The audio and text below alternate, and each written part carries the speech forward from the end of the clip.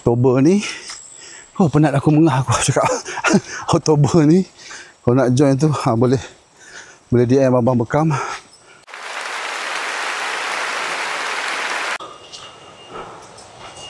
Bertahun-tahun kita kerja kan, pagi petang siang malam. Bertahun-tahun kita kerja kan, pagi petang siang malam, pagi petang siang malam. Tak ada simpanan. Simpanan kecemasan pun tak ada. Simpan. Tak ada kecemasan. Guna juga. Tengok. Tengok ada sale sana, habis juga.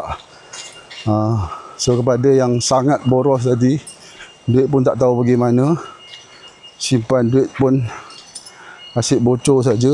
Belajar simpan emas. Nak beli emas kat mana-mana pun tak kisah tuan-tuan. Yang penting kita beli emas, kita dapat emas. Bukan dapat surat pajak. Surat pajak kalau nak jual boleh cari Abang Bekam.